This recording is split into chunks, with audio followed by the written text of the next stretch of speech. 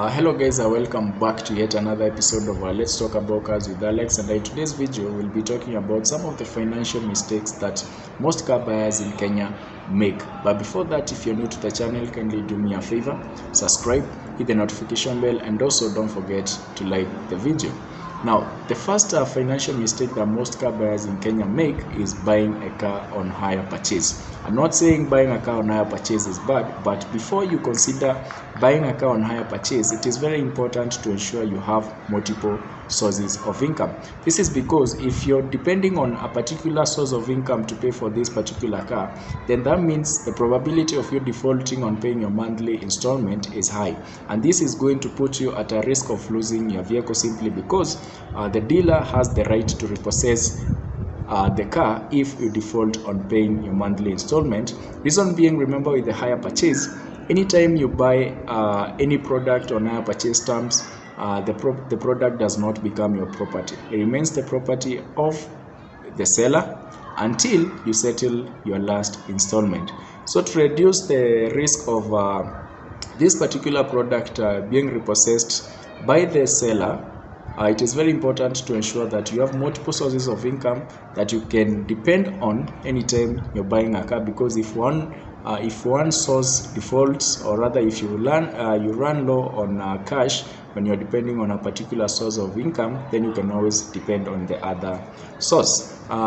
Mistake number 2 is using your car logbook as a security for a loan. So saizi we have so many logbook loans being advertised out there.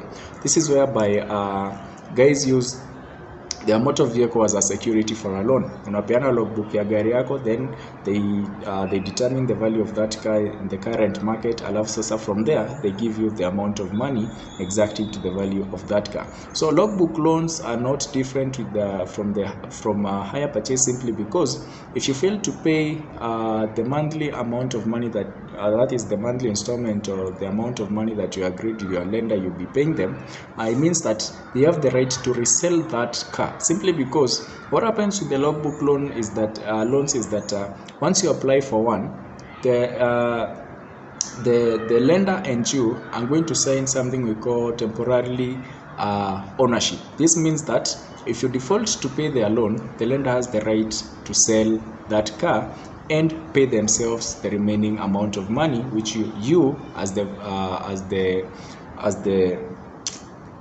owner of the car defaulted on paying. So this means hata kama ulikuwa umelipa bado some months alafu umeshindwa kulipa, then you are going to lose your car and you are going to lose your money. So before you go for the logbook loans as an alternative of financing yourself, or maybe to expand your business, it is very important to think twice and consider an alternative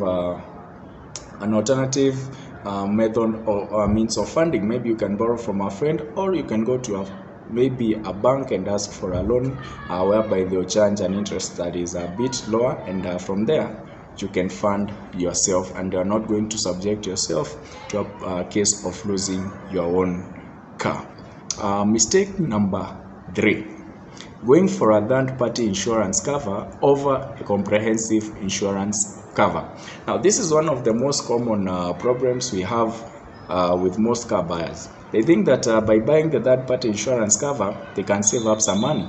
But this is wrong. Remember, with the third-party insurance cover, this insures only the property outside the car. That is from the pedestrian or maybe the property alongside the road. So now, in case of an accident, that means that if your car is involved in an accident, the only people who are going to be compensated are the people outside your vehicle, maybe the owners of the property outside the vehicle, or the pedestrian in case you run over someone. So this means that when it comes to repairing your car, inamaanisha wewe ni wewe utatoa pesa yako kwa mfuko utengeneze gari yako. And I remember to some point kuna mali inafika the car is damaged beyond repair, so it means you're going to discard it. So because kuna point inafika gari inaharibika, and you cannot raise such amount of money kutengeneza gari yenye wewe mwenyewe unajua hiyo ni kutupa pesa. So it is very important to ensure you consider the comprehensive insurance cover. The reason why I'm emphasizing on the comprehensive insurance cover is simply because this covers everything. It covers you, it covers the vehicle, it covers the passengers you have in your car, and also it covers anything outside the vehicle, that is from the pedestrian and any property along the road. Now, mistake number 4 is using your entire savings to buy a car. So there are guys who just there are guys who buy cars based on emotions, and this is not good. Before you buy a car, it is very important to think critically. This is not a decision that we just make overnight, and even financial expert will tell you that buying a car, or rather making any big money move, you need to ensure you have an emergency fund that is going to help you pay all the expenses at least for a duration of 3 months. So anytime you are considering buying a car, you must ask yourself these questions. Number 1, will you be able to fuel it? Number 2, will you be able to maintain it? And also ask yourself questions like, if I buy this car right now, and 3 months later or a few months later it breaks down, am I going to be in a position to fix it? So these are some of the things that you need to ask yourself. So before you buy a car, before you make that big money move, it is important to ensure that when you buy this car, you're not going to find yourself in a hard situation when it comes to, or rather what you refer to as the financial crisis, whereby you have so many expenses you can't pay for, you have bills that are accumulating somewhere, you can't pay rent, you can't maintain that same car simply because you bought a car based on emotion. So before you make that big financial move when it comes to buying a car, it is very important to think critically and ensure that even if you buy this car, it is not going to affect your lifestyle in any way. Moving on to the last mistake, financial mistake that most car buyers in Kenya make, which is the not assessing a car before purchase. Now, this is where most Kenyans fail, especially guys who are buying locally used cars. So remember, hii gari unanunua kutoka kwa mtu. So it is very important to do something we call the pre-purchase inspection. Go check the quality of the car. Is the engine in good condition? Okay, and if you're not good at this, ensure you get a skillful independent mechanic who is going to check for these things like the condition of the engine, or is it in good condition. And do you do that by listening to the running of the car and also taking it for a test drive. Check for any leakages huko chini ya gari, mulika na torch huko chini, angalia kama kuna mafuta huko chini, check if the brakes are functioning properly, check that the car is picking its gears picking its gears the way it's supposed to. If it's a manual, if it's an automatic transmission car, listen to the way it is picking its gears, because you don't want to buy a car that is going to subject you to more that is going to ask for more money when in terms of servicing it, changing some spare some parts due to wear and tear. You don't want to do that. So in order for you to avoid finding yourself in a situation like this where gari inakaa ikiharibika kila wakati, and you have to buy spare part for it, ama ukienda nayo mahali inazimia kwa barabara, ensure you check if the car is in good condition. Assess the vehicle first before you make a decision on buying it. And at this one, sana sana kuna watu nunua magari kwa mabeshte.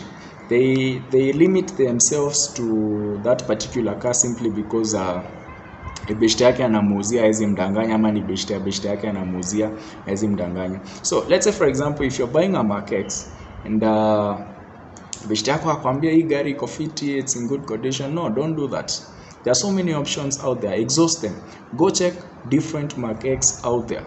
Check the one that is in good condition, then buy that one. Because remember, if this car breaks down, you'll be the one to dig deep in your pocket to fix it.